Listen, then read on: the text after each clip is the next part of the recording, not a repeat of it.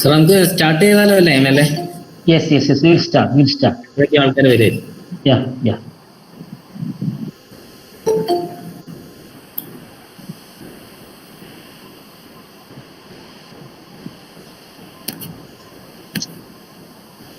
Okay. Good afternoon, all of you. Today we have the webinar session 2. Actually, we have started 1 week back, and the topic was computational chemistry fundamentals. So today we have another topic, that is the legacy of polymer science, and we have two eminent personalities here in front of you. One is our Unnikrishnan sir. He is going to present today about the legacy of polymer science, and another personality is Dr. Litty Ellen Varghese. She is a professor in chemical engineering department NIT Calicut. She is going to chair the session. Actually, she took her PhD from CUSAT, Cochin University of Science and Technology, in polymer technology, and she took his MTech also from polymer technology, CUSAT, and her research topics are polymer technology, adhesives and coatings, and nano composites. So she is actively participating in research and also the academic programs here.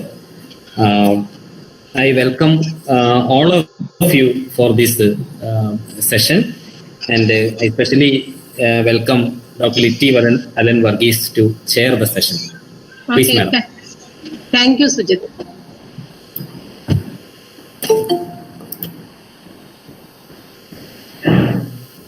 Okay, madam, here this mic is... Okay. Ma'am, good Okay, now. Okay. Is it audible? Yes. Okay. So I thank Dr. Sujit, who gave me an opportunity to chair this session, especially on the legacy of polymers, with the main speaker, Professor G. Unnikrishnan. As you know, polymers are large molecules. Many of you will be knowing that these large molecules composed of long chains of repeated smaller molecules. So the polymers have found uses in human life for thousands of years, starting with a simple rubber ball. So the formal discovery of polymerization actually gave way to an explosion of applications in human life to reshape human life. And we know that both natural and synthetic polymers are remarkably involved in comfort and facilitation of human life. And as you all may be knowing, in 2000, a Nobel Prize was awarded to Professor Shirakawa and his team for the development of conducting polymers. So far, we have thought of polymers as an insulating material, and it was found that it could be modified to use for conducting electricity also. So we can find immense application of polymers in medical field, nutrition, communication, so and so, in so many fields, and we can't imagine. It is difficult to imagine a human society without the application of synthetic and natural polymers. So polymers of today enable some of the exciting innovations of the 21st centuries, like wearable technologies, like including sensors and so many electronic devices, to 3D printing. So today we have in our midst Professor G. Unnikrishnan, who is an eminent speaker and an excellent teacher, who will give better insight into the world of polymers. So Professor Unnikrishnan is a professor in the Department of Chemistry of NIT Calicut.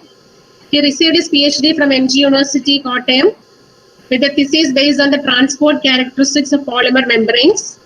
He possesses experience in academia and industries in teaching, research, and administrative domains. His current research interests include design and development of novel macromolecular architecture, synthesis and characterization of pi-conjugated polymer systems, nanomaterials, polymer blends for biomedical application, natural fiber reinforced composites, transport phenomena, polymer membranes, novel catalysts for organic reactions, and materials for physical medicine and rehabilitation. Professor Unikrishnan supervised 30 PhDs working in his group. He has authored around 264 technical articles, and he has completed 12 research projects funded by MHRD, DST, STEC, CSIR, British Council, etc. 4 patents, 1 awarded, and 3 under processing have been derived from his group. His group developed 2 inner liners and night tailors sprays in association with Calicut Medical College, Kerala. He is a recipient of Professor Shankarlal Memorial National Seminar Award, Highest Performer Award by NIT Calicut. He was a visiting researcher at the Department of Chemistry, University of Leeds, UK, and he had combined research programs with Lungawa University, Taiwan, and he has current collaborative programs with different universities and institutes. He was the coordinator of NIT Sikkim, and when NIT Calicut was mentoring NIT Sikkim, and he was the Dean Students Welfare of NIT Calicut during November. He served NIT Calicut as a professor in charge of PG and doctoral programs of NIT Calicut, head of the Department of DSH, that is Department of Science and Humanities, head of Department of Chemistry, and chief warden.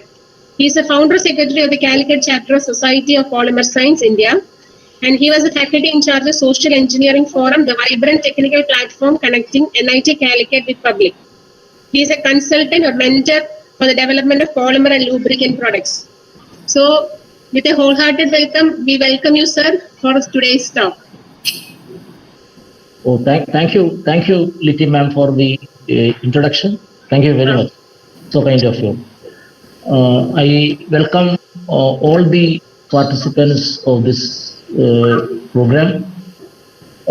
Before we join, I would like to request all of you to join me to appreciate Dr. Sujit, our head of the department, Dr. Parameswaran, and all my colleagues at the Department of Chemistry at NIT Calicut for initiating such a wonderful program. We have had a very good talk, excellent talk by Dr. Parameswaran the other day.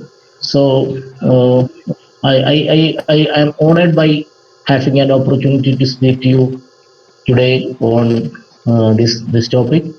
As the field of polymer science gets recognized more and more, and as it completes 100 years after the complete realization of the molecular architecture, we thought that it would be appreciated to have a program like this. So once again, I am happy to invite all of you once again to this program. With your permission, we'll go for the slide presentation.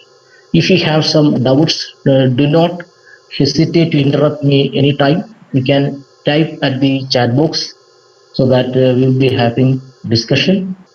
Thank you very much. Please look into the slides.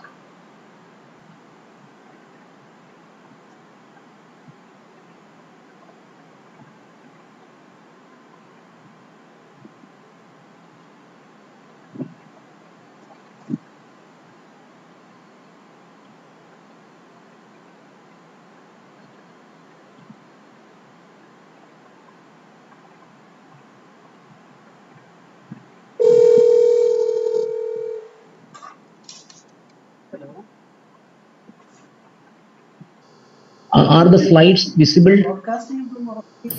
Yes, sir. Visible. Yes, sir. Yes, sir. Yeah. Yes. Thank you very much. So the title is entitled The Legacy of Polymer Science. I know all of you know the fundamentals of polymer science and technology. However, before we go for further discussion, I would be giving you a briefing on the fundamental concepts and the history. Polymer science or macromolecular science is a subfield of material science. All of us know that the modern world is made out of 3 types of materials. Some products are being fabricated from metals, some are being fabricated from ceramics, and some are being fabricated from polymers. So these 3 form the fundamental materials for the modern day civilization. Metals have their own distinct features. Ceramics also have their own distinct features. Polymers also have their own advantages and disadvantages. Metals typically are malleable, ductile. They are being employed for the production of a large number of engineering products. But corrosion is a major problem for metallic systems. Ceramics are extremely good, particularly they are being employed in high temperature applications, typically for the inner lining of a blast furnace. But they have a problem called brittleness. During service, if they meet with a hit, they may break, so the product may fail. Polymers, on the other hand, have many advantages. They do not corrode. They have excellent processability. They can be fabricated into a wide spectrum of products. However, they have a problem that their thermal stability may be inferior. So people want to have all these materials together, put into functioning for mutually complementing their performance. For some specific applications, people use polymers alone. So we will be looking into the features of polymers now, and it's a story through the history of polymers. We are speaking of some molecules which are not conventional molecules. They are in fact big molecules. We call them as polymers. How big they are? In fact, to give you an idea regarding the dimensions involved, regarding the molecules we are speaking of, I would like to tell you a small, wonderful fundamental concept. An atom is approximately 1 angstrom unit. So the moment you connect two atoms together, we develop a dimension of approximately 2 angstrom units, 2 into 10 raised to minus 10 meters. So the 2 angstrom unit structure can be drawn as a slightly bigger molecule. This is an atom, this is an atom. Their combination gives a molecule, small molecule, and that can be represented by this structure. It's a small molecule. That molecule is having a dimension of 2 angstrom units. If you couple that 2 angstrom unit with the second 2 angstrom unit, you will be getting a dimension of 4 angstrom unit. You call it as a dimer, 2 units linked. Subsequently, you can develop 3 units linked together, which forms a trimer, tetramer, pentamer, decamer, and multi-units combined together to make a polymer. It's a big molecule. So a small molecule, upon association with thousands of similar or dissimilar molecules, give us a structure which is described as a macro-sized system or macro-sized molecule. We cannot see this molecule, but when these molecules assembled, this molecule, when the macromolecule we develop gets assembled, thousands of them getting assembled, we can see it as a visible product which can be detected by your eye. But the individual macromolecules cannot be seen by our eyes. So the essence is unity.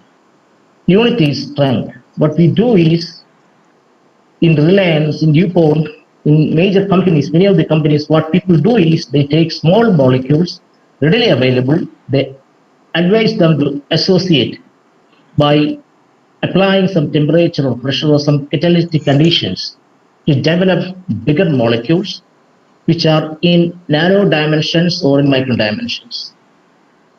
These molecules are sophistication. The products we have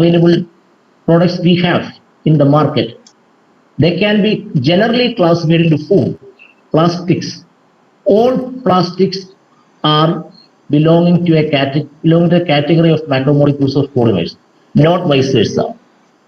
All rubbers, typically the tire of a Maruti 800 car, rubbers belong to the polymer category, not vice versa. All fibers, including cotton, natural fibers and synthetic fibers, they belong to the category of polymers, not vice versa. Adhesive.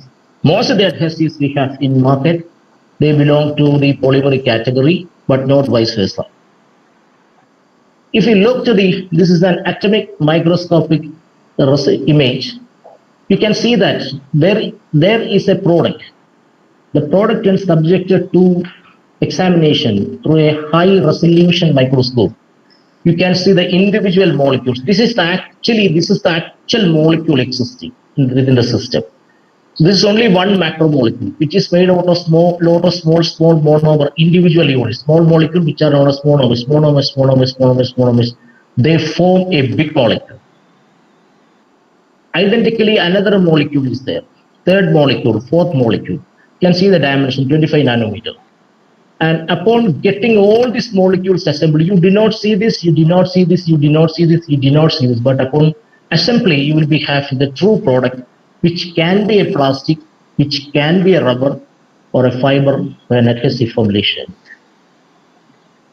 The fundamental basic building unit, like the fundamental building block, is the small molecule is known as a monomer. Monomer is one. So the complete structure being derived depends upon the hands, the monomer hands. How many hands the monomer has? The monomer may be having 2 hands, 3 hands, like that. So depending upon the hands, which are being technically described as the functionality of the monomer, the polymer chain can grow. Then the functionality is 2. He can combine with someone here. He can combine with someone here, but he cannot combine with someone here. But this monomer is having a functionality of 3, 1, 2, 3. So he can combine from this side like that. So altogether, the complete architecture is being derived from the basic number of hands or functionality of the individual basic unit. So that decides the way in which the macromolecular structure is derived. In this way, we develop different 3-dimensional networks too, when the functionality is 3. So you can, to get an idea more clearly, look into that the function, a man with functionality 1, he can shake hand with only one man that side. So that's not sufficient for polymerization. But etc., we can develop different types of architectures, different types of densities, different types of salinities, different types of obviously properties. So typical example, this is a molecule, organic molecule, which is having only one functional group, NH2. So this is known as, its functionality is 1, it is known as a monofunctional. Normally it cannot combine with, it cannot form a polymer without having a second functional group. But this molecule itself, the first molecule, difunctional, will having an OH group and an H2 group that can readily combine from both sides. So that's the convenient, that's the minimum requirement for extending a chain. Similarly, trifunctional groups can have development based on this OH group, this OH group, this OH group, etc. Trifunctional groups can have growth, polymer chain happening growth in different directions, trifunctional in 3 directions. So that's one of the requirements for making a monomer, in converting a monomer into a polymer. Another requirement is, even though it does not have a conventional functional group, the presence of a double bond or a triple bond is sufficient enough to act as a monomer, which can be polymerized into a macro structure.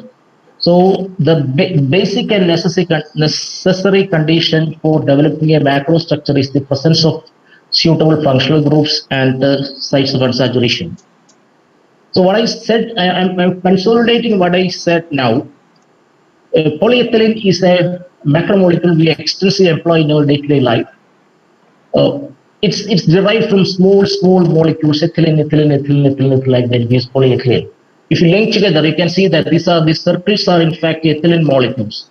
When the circles are connected together in a specific fashion, you will be getting an organization which is appearing as a thread, which we have seen in the atomic force microscopic image.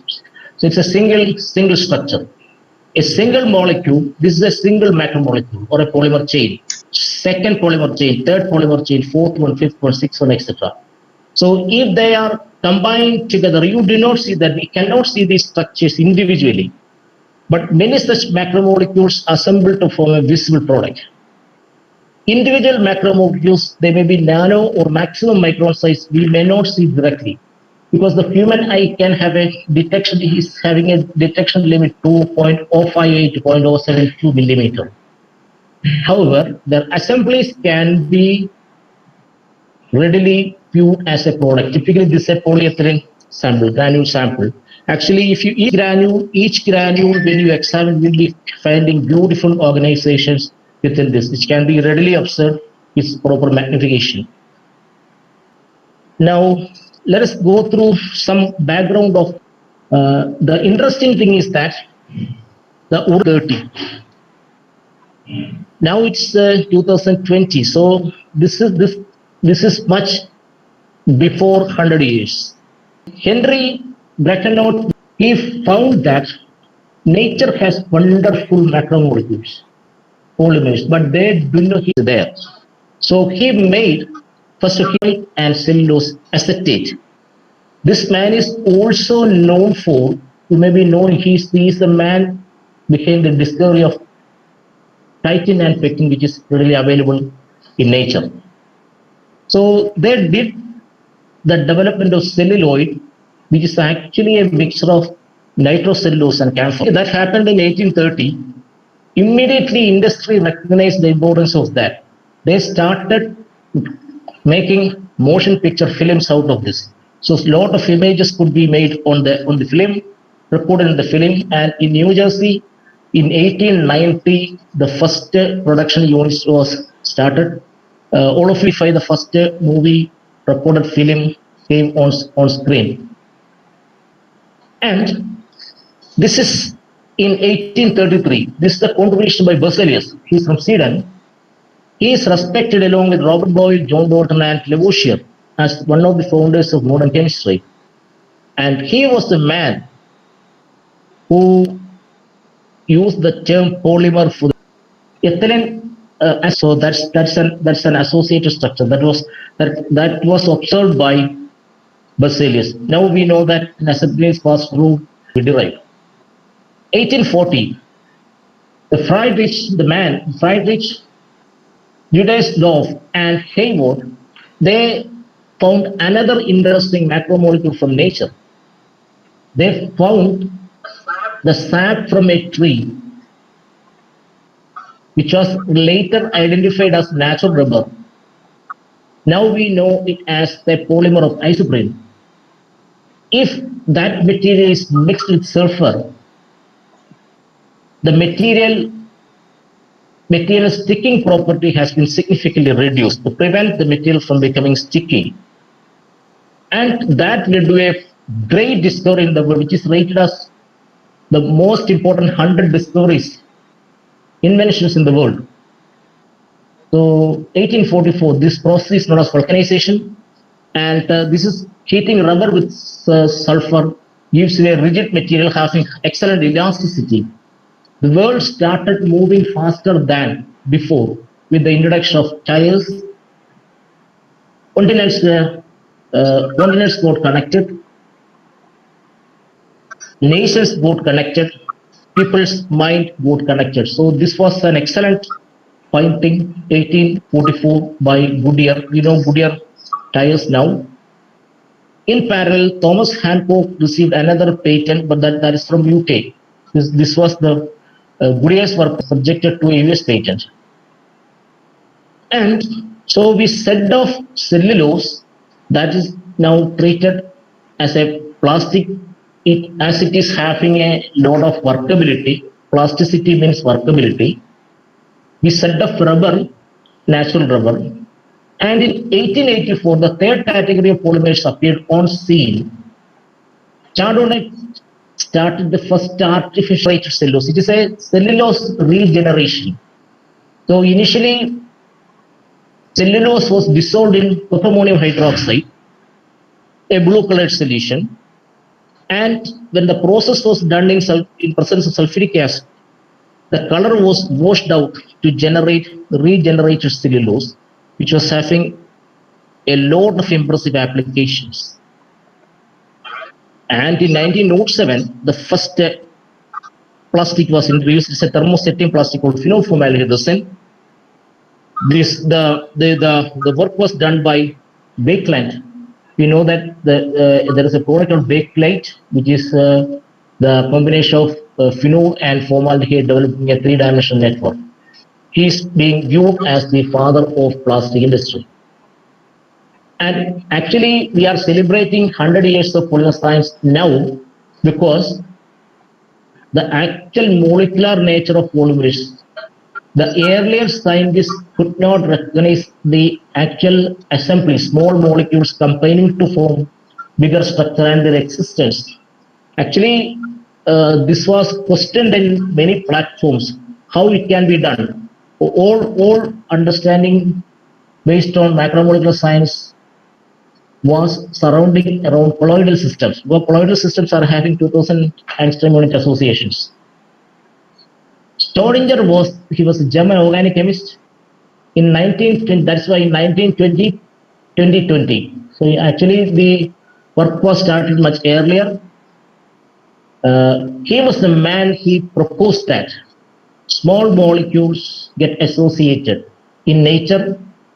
At that time, he did not propose that we can make such structures in laboratory. It's a mechanism to, just like the vital theory in organic chemistry. He said that nature has a wonderful mechanism to associate small molecules and to develop bigger macromolecular structures. These molecules are entirely different from the small molecules we have, like carbon dioxide, oxygen, small molecules. These molecules have wonderful properties. And subsequently in 1953, he was awarded a Nobel Prize. So the term, that's why we celebrate now 2020 as the 100 years of polymer science. And his concept was truly concreted by a great scientist through X-ray diffraction. His name was Hermann Mach. He was the first man to give the direct evidence for long chains of repeating molecular units. Now we have the facility to give the evidence for molecular associations through different strategies, but the first evidence, concrete evidence, came through Hermann's work and established the Journal of Polymer Science that in 1940s, India got independence only in 1947.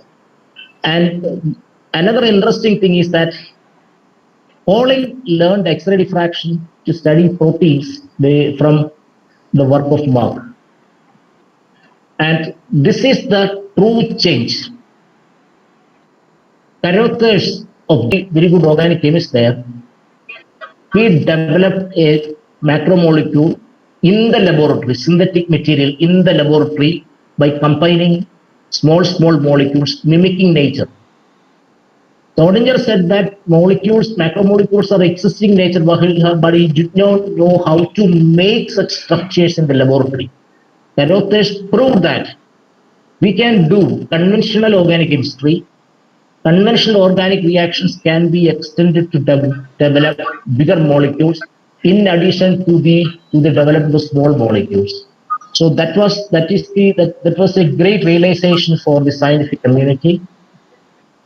And a great breakthrough happened in 1962 when Watson and Crick, they got a Nobel Prize on the structure of nucleic acids, the most important of all, informational biopolymers. So these works gave a boost to the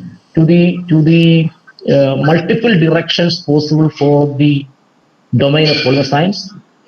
And in 1963, two great work with this work, inorganic chemists started to say that polymer chemistry is actually their chemistry, because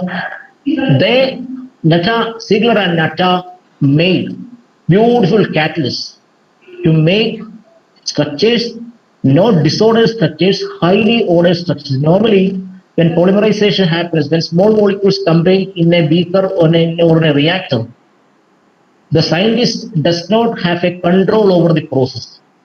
But Ziegler and Natta, we do have a mechanism to control the reactions inside. Just like we make a garland by organizing flowers through a thread, we can advise molecules to go only in this way. only one gate is opened for polymerization. Therefore, molecules can get organized only in particular direction. All other gates are closed.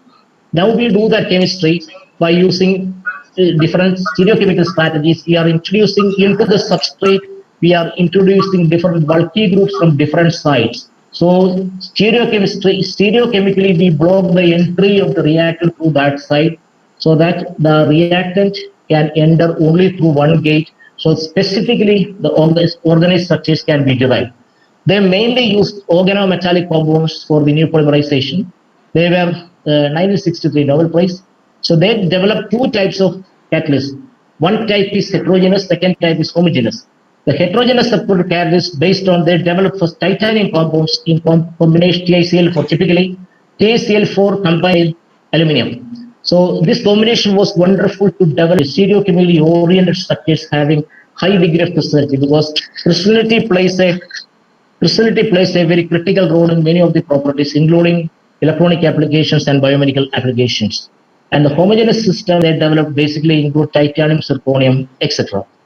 So sometimes they are being employed with the co-catalyst of trivalent aluminum in some of the molecules getting trapped within the system. And this technique has some advantages also, because the molecular weight is relatively controlled. The only problem is that since solvent molecules will interfere with the combination of monomer molecules, our purpose is to advise the monomer molecules to combine together. But their combination may be slightly interfered by the presence of solvent molecules. So big molecular sizes are not developed through this strategy. But reasonably, we accept this technique. Suspension polymerization is another extension of solution where aqueous medium, so it's a cost-effective technology in industry. The continuous phase is water always, and the monomer molecules are suspended, not dissolved. That is why you call it a suspension system. Earlier we called it a solution because monomer was dissolved in the solvent. Here the monomer molecules are suspended within the system with the help of a stabilizer. Upon initiating suitably, you will be getting the polymer. Again, the problem is that this is a very wonderful technique. It gives broad molecular weight distribution. It gives high molecular weights, controlled molecular weight distribution. Process is very good. But again, the problem is that the finally we have to remove the aqueous phase from the system to recover the polymer molecules. So in many cases, you can do it by filtration. Immersion polymerization is the most extensively employed technique in industry. Most of the companies are having immersion polymerization strategies. Here, instead of, this is similar to the previous technique, but instead of a stabilizer, you use an emulsifier there. You take water in the medium, add the monomer. So monomer is organic in nature normally. Water is inorganic. Just like oil kept in water, you will be having a phase separation. To stabilize the phase, you will be adding an emulsifier.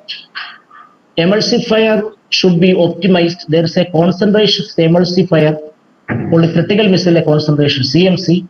When the CMC within the system is reached, we will be having monomer molecules getting trapped. The emulsifier will form, they will form a fork within which the monomer molecules will start assembling. The actual process happens within that fork, and the continuous size outside is bottom. So within that fork, so much of monomer molecules will combine together to develop the big structure.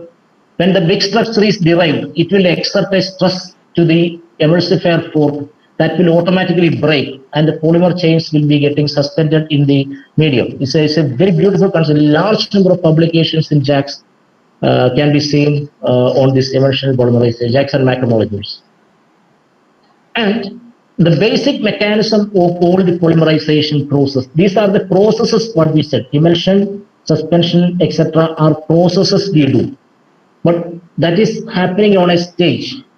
But what is the story? How does it happen? That is called mechanism. Actually, the mechanism is during these processes, some free radicals, active free radicals or active ionic species, cationic or anionic species are being derived. Through cationic and anionic species, the reaction progresses. So that was our understanding for a long time.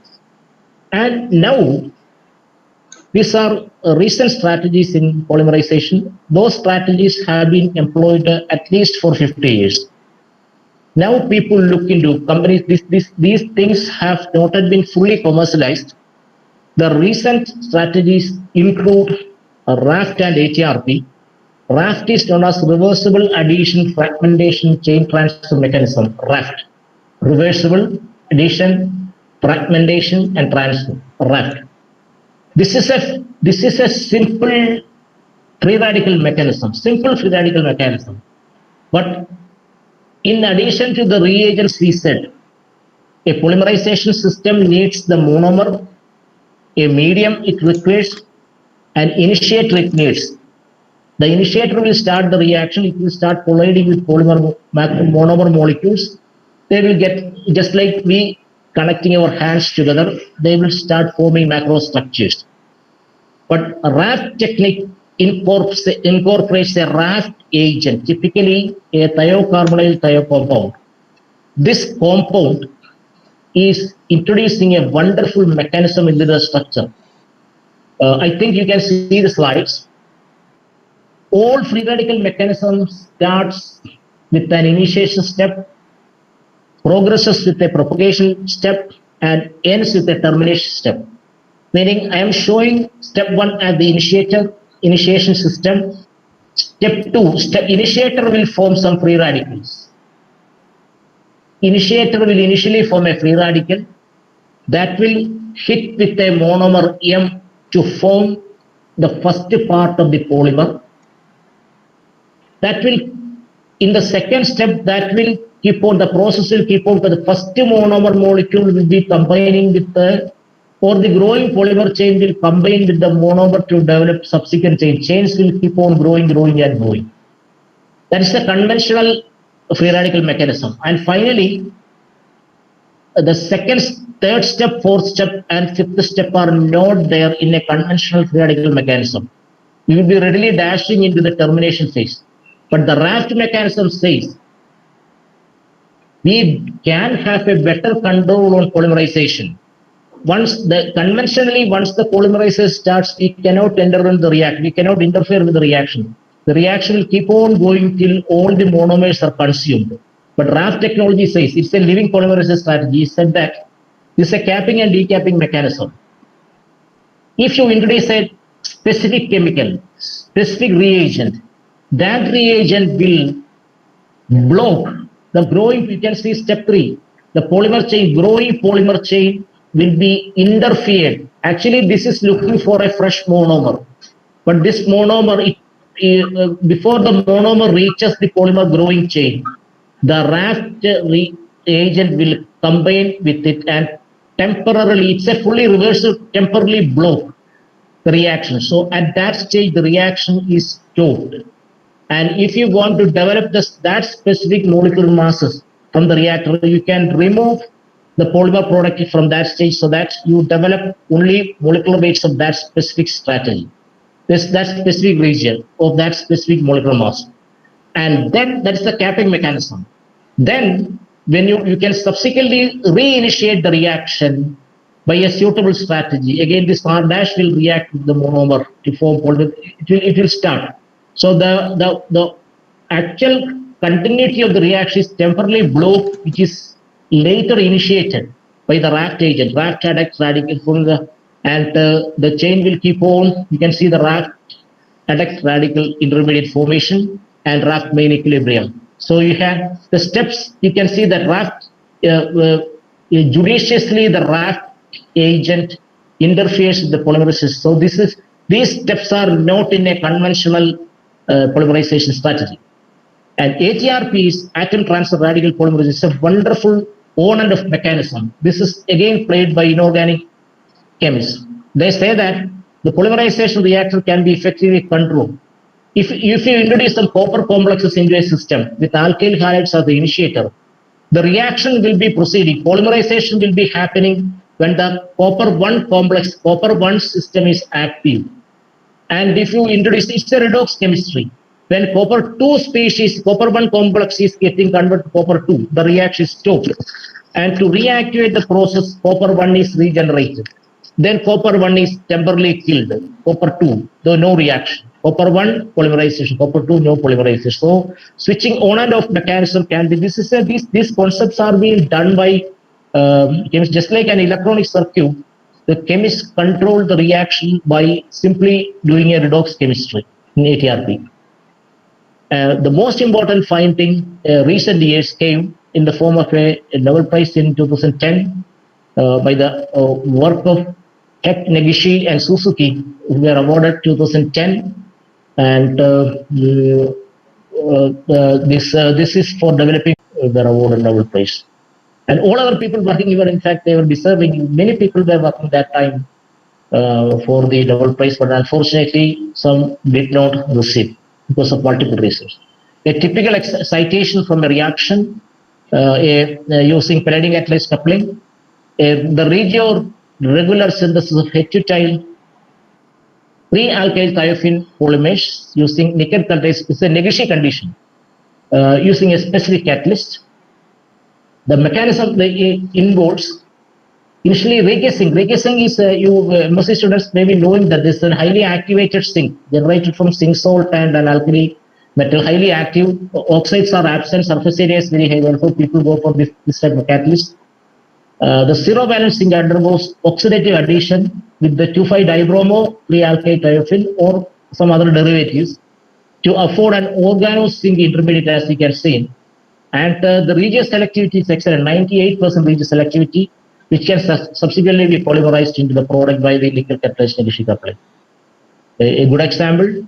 A second example of a regio regular development is in nickel Kumada coupling, where you have a 2,5-dibromo 3-alkyl thiophene reacts with one equivalent of alkyl or vinyl. This is called Grimm protocol. Grignard reagent to form mixture of intermediates by metal halogen exchange. This is called. This is also known as Grignard metathesis. And this is the Grubbs work we said in olefin metathesis. Sujit, how many minutes I have more? Sir, actually you can proceed, sir, but I think to take some 5 to 10 minutes is okay. I will complete by 5 to 7 minutes. Thank you. Okay. This is the fundamental metathesis which led to the Nobel Prize. You can see a double bonded structure marked in red C, double bond C with the different substituents R. And in the second case, you can see carbon atoms linked as C, double bond C, blue carbon and red carbon. When they react in presence of a specific catalyst called Grubbs catalyst, there happens the double bond carbons change partners. You can see the product as absolutely they break, and C R top combines with the blue carbon C R dash. Similarly, the remaining part combines together to form the second product. So this is a wonderful strategy to develop new double bonded structures which can be further employed as monomers in polymerization process. And subsequently, after the award, just like ATRP and RAT, a new polymerization strategy was derived, which is known as ROME, ring opening metathesis polymerization. So in this strategy, what we do is, many of the students work on this. Strained rings, we take strained rings initially, and they are opened by a ruthenium carbene catalyzed reaction with a second alkene following the mechanism of cross metathesis. Since the ring is strained, that itself is the driving force of the reaction. As the products will obviously be containing terminal vinyl groups. Further reactions would occur. In the absence of excess of a second reaction partner, polymerization can occur. You can see this as a typical example. The degree of polymerization happens to be 100. And the mechanism of such a reaction is, you can see the mechanism. The circled structures are in fact monomers. A single structure getting connected with the double structure, then trimerization. Dimerization, trimerization, polymerization, etc. is very visible in this structure. The reaction is initiated by the metal bonded carbon structure, the coordination of the cycloolefin. Cycloolefin is there, you can see that. Cycloolefin structure is being activated by the metal carbon complex. Coordination happens, so that results in this structure. Then cycloaddition, 2+2 cycloaddition happens. This develops a cyclic structure which reorganizes through appropriate electron shifts to generate this structure, which is sufficient enough because of unsaturation. It is sufficient enough to act as a monomer. So finally, this end will be cut off. Finally, sometimes some molecules it will be there, some level of some minor part will be there, or like that. So this is the first thermodynamically and kinetically activated species, which will readily go for the combination second monomer. They link together to develop the second structure, and M molecules will subsequently get connected to this structure. Obviously, M+2, already 2 are there. M+2 will be there in the main chain, and the chain will be terminated by some strategies. So you can finally have this product obtained in the macrostructure. So this is a wonderful mechanism. You can see a large number of research articles on this process. And to wind up this, we will say that I could not touch upon many of the important aspects of polymer science, but I thought that this would be good enough to have an initiation of thoughts. Already, those who are working on polymers, definitely they know all these things. Those who are not specifically working on polymer science, I think that will be these thoughts will be supplementing them. Subsequently, we have developed a lot of, these are the contributions now of polymer science. From passive electronics to active electronics, it has shifted its focus. Light emitting diodes, all the organic field, all these materials are being derived, active electronic components are being derived by the efforts, particularly the conducting, after the development of conducting polymers and the recent developments. In passive electronics, they were employing as substrates for executing different, or organizing different types of organic semiconductors, etc. In electronic, in a printed circuit board, also the substrate is basically a polymeric system. And in biomedical applications, a great number of polymers are being employed in biomedical application because of their excellent biocompatibility, because of their capability to mimic. A large number of products are being derived: cardiac pacemakers, contact lenses, cochlear implants, catheters, transdermal drug delivery systems, hydrocephalic shunt. From our group also, we have developed contributed some minor things we have also contributed in this area. And the most important thing is that polymers can be functionally modified. You can take one polymer, mix it with another polymer, make a blend, and you can integrate different, just like you do the process called alloying. Alnico is an alloy of aluminum, nickel, and cobalt. You integrate the properties of aluminum, nickel, and cobalt together into the system. Similarly, you can integrate different macromolecular properties, blending. Similarly, you can reinforce different types of polymeric systems, nanopowders, and cellular systems, or fibers to develop nano composites. So blending of natural polymers and synthetic polymers, a combination of polymers with metals. We said that metals, ceramics, initially we said that metals, ceramics, etc. are the basic materials. Metals can be combined with polymeric systems, ceramics can be combined with polymeric systems to develop bioactivity. So a lot of applications are there, as you know. The possibilities are actually infinite. I think that irrespective from branch, you may be an organic chemist, you may be a material scientist, you may be an organic chemist, you may be a physical chemist, or you maybe a theoretical chemist, computational chemist, or you have the chemist, or you have the polymer science offers you a wonderful platform. I think that's sufficient. I thank you all for your patient hearing. Thank you very much. Thank you, sir. It was indeed very interesting talk. Especially you presented everything in the most chronological order, so it is quite interesting. And now I think the session is open for discussion.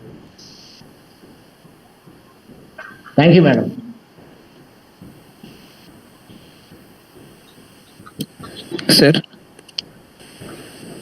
Sir, how can the micromolecules be used for transportation of some small particles?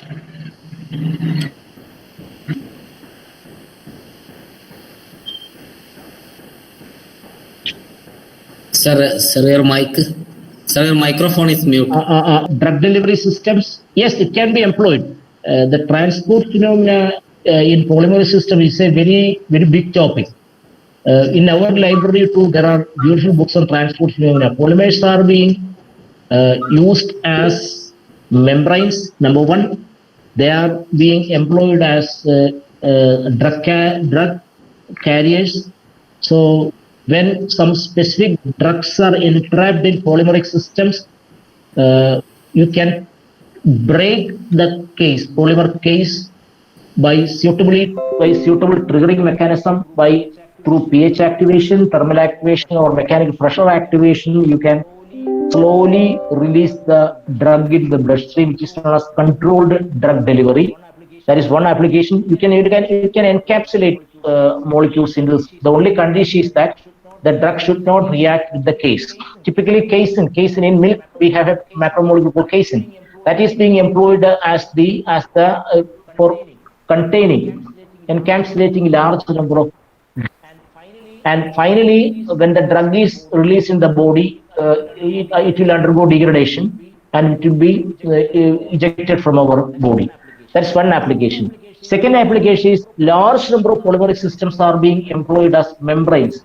You can use for reverse osmosis, you can use for electrodialysis, you can use for pervaporation, etc. The question is very, very interesting. Thank you.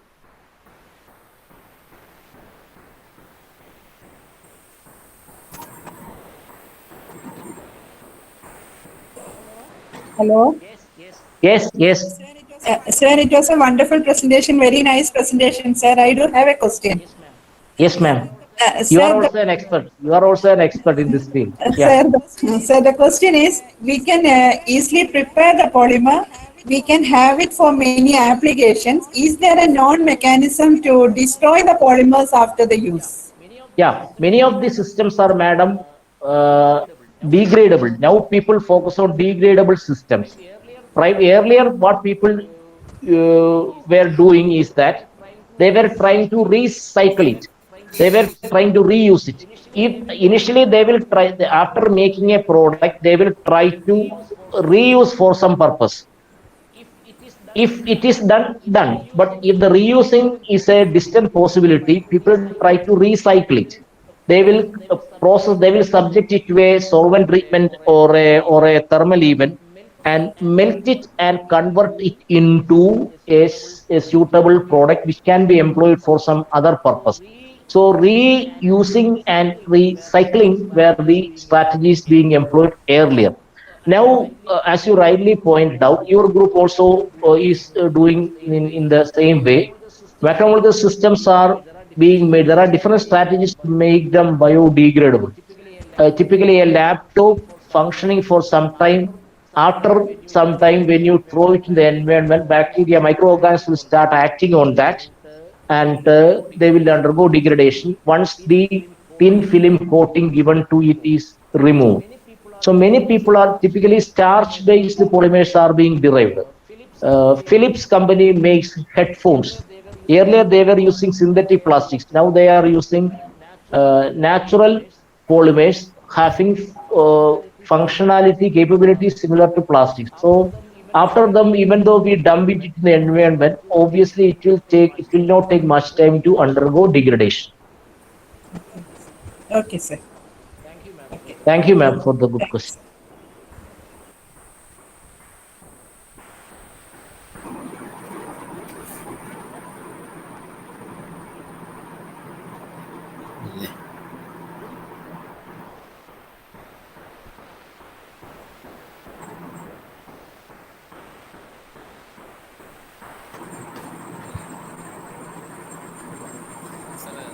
Sir, I have one question. Please. Sir, actually, sir, we are actually using the cis isoprene. Yeah. Another isomer is the trans isoprene. Yeah. Actually, these two are together is visible in one tree or different trees. Actually it is different. It is different. Cisco, actually what we obtain from for a this heavier Braziliensis is in fact cis. Cis. Very low amount of, but probability is less. Very low amount of trans could also be there, but it is not dominant. Only cis is dominant. That is very readily evident from a universal testing examination. You can after stretching natural rubber some extent, you will be seeing a property called strain induced marching. Stress will go up. So this stress induced, that's called strain induced crystallization.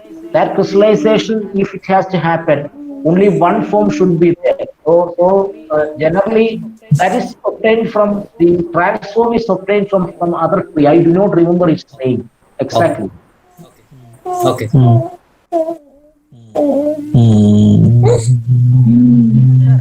Sir, I have a question.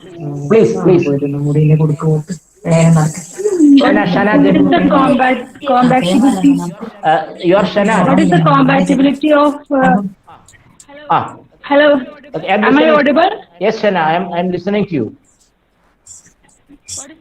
What is the compatibility of green synthesized nanoparticles on polymer matrix? What type of nanoparticles you think of? You are speaking of what? Greenly synthesized. Greenly synthesized means obviously they may be hydrophilic in nature. They may be having because green strategy always involve ecosystems. So they may be hydrophilic in nature. So they may be having compatibility primarily with hydrophilic polymeric systems. So because it's obviously hydrophilic interactions. But if we introduce such systems into synthetic polymers which are hydrophobic in nature, we may have to do a functional modification. We have to do some chemistry on its surface to make it hydrophobic and then to develop some level of interaction so that the interface is the junction joining between the polymeric system, macromolecular system, and the nano system you are developing. So that through that strategy, the interface will be strengthened and we can develop compatible systems. It all depends upon the chemistry you do.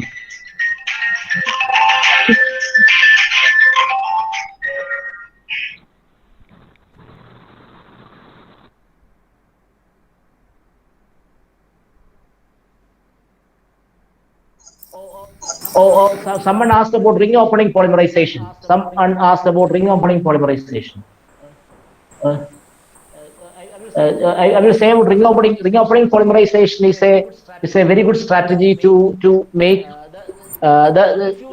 if you take some monomers having rings, particularly with these strained rings, the strained rings can be broken, just like nylon 6 is being made. You can take a cyclic structure and by suitable triggering the mechanism, it may contain NHCO group, etc. So once you open that, specific functional groups, specific activity will be, specific active sites will be generated within the system so that you can have chain extension.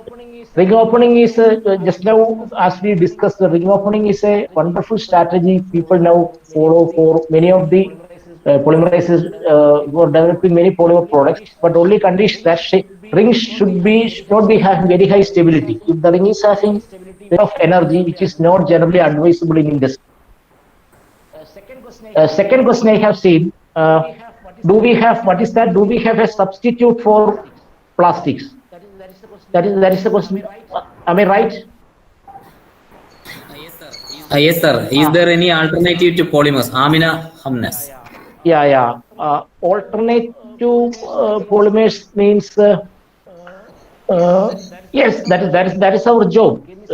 Chemists, that is the job of chemists. We can do that, but they have some intrinsic features, excellent processability. You tell me a dimension, we can fabricate that specific dimension using polymers. Excellent processability. You can have injection molding, vacuum injection, extrusion, calendering, vertical extrusion. Large number of processes are readily available for making polymeric products, which is not readily possible for some many of the materials.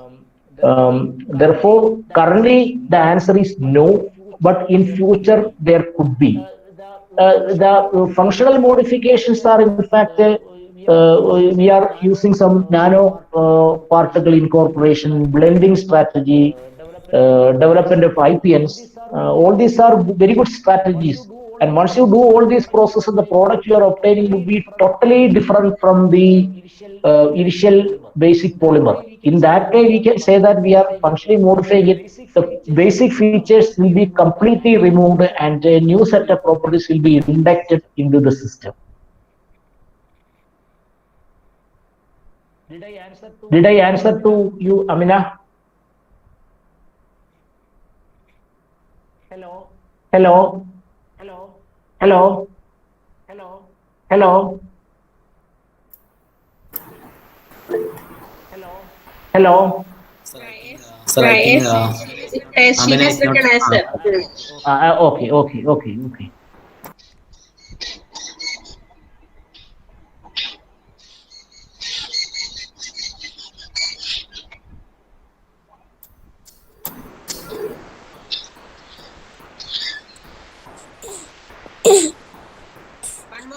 One more question. One question, sir. Yeah, please.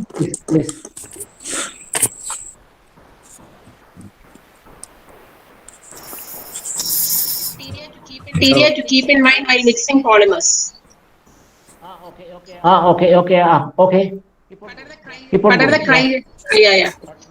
But madam, can you repeat that question? Yeah, it is there in the chat. What are the criteria to keep in mind while mixing polymers, sir? One person has asked.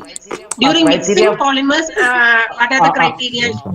Okay. That's a good question. The polymeric systems can be mixed in multiple ways. Because of their huge, heavy molecular mass, often they need huge frictional forces during mixing. You can use a mixing mill, an internal mixer, an extruder, etc. When you, but the best way we do in the laboratory is you take the first polymer, dissolve it in a solvent, take the second polymer, if possible, dissolve it in the very same solvent. That's called a common solvent, and then mix the solutions together, and pour it into a petri dish. Allow the solvent to vaporize. If possible, collect the solvent back. And when the solvent is completely vaporized off, you will be getting a beautiful film which consists of both the polymers. This technology is known as solvent casting. That is the most easiest way we can do in the laboratory. But there are other strategies like this mixing, two-roll mixing, injection, etc. are readily possible. I have seen in the chat box one more question. What was that? Two more questions, sir. Yeah, please. Sir, you can answer chat box questions, sir. Yeah. The question from team while mixing polymers, how to prepare charged polymers? Is there any common procedure? Yes. Meaning conducting polymers products are there in the market. Ashwari, is it okay? Ashwari? So minimal, ma'am, thank you. And then minimal, ma'am, thank you. So how can we control degradation period of a polymer in different countries like in air or aqueous medium? Yeah, Jasmine. This can be controlled by if it's in the solid phase, you can give some coating because so that primarily degradation is having a the chains.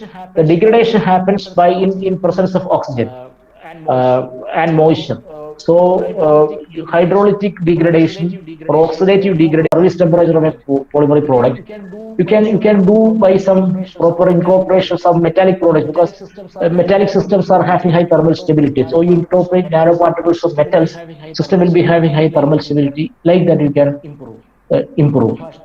Subhash, thank you. Janisha, thank you. Others, thank you. Nurudin, thank you. Habib, thank you. Yeah, how do you answer this? Stringent norms, fossil back, under choice of polymer. So thank you for, how do you anticipate stringent norms, fossil fuel impact on polymer? Yeah. Fossil fuel impact on okay. Habib, I do understand the question. The fossil fuel, because most of the monomers are being derived from fossil fuels. So when fossil fuels are being consumed, we may have to think of some other strategies. Typically, the olefin metathesis, etc. That is what we do now. We have to find out fresh monomers which can be generated readily in the laboratory. So we have to, some new chemistry has to be done to develop some unsaturated systems or functional group systems. Functional group induction is a very readily easy process which we can do in the laboratory. So you functionalize it, generate two functional, typically like an amino acid. You introduce an amino group as well as an acidic group. Amino group can condense with the acidic group, carboxylic group, so you can have the chain extension. So that is the possible way. But the only thing is that the strength, etc., are to be optimized for such systems. Abid, I think I have answered. Imtiaz, thank you. Imtiaz is there now. You are in Bangalore, Imtiaz. Thank you very much for attending the program. Oh, great. So very good.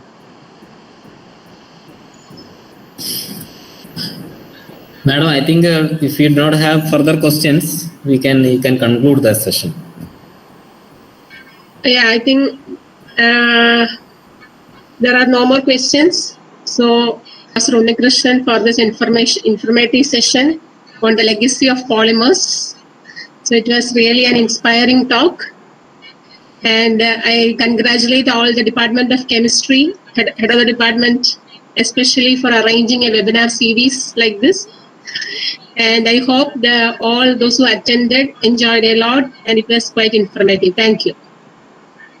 Thank you, Litima, for chairing the session. We are thankful to you because your presence itself makes changes. Equally thanks to Sudip. Thank you, sir. Thank you. Today also we had a large number of participants. It's around 100, and I think they are all actively participated. Thank you all for your participation and suggestions, queries, discussion, and actively participated in discussion. Thank you all for attending the sessions and giving your feedbacks. Thank you, sir. Thank you. So thank you for special thanks for your nice presentation. Thank you. And you spent a lot of time here. I think it was very lengthy, and people were asking questions. Thank you, sir.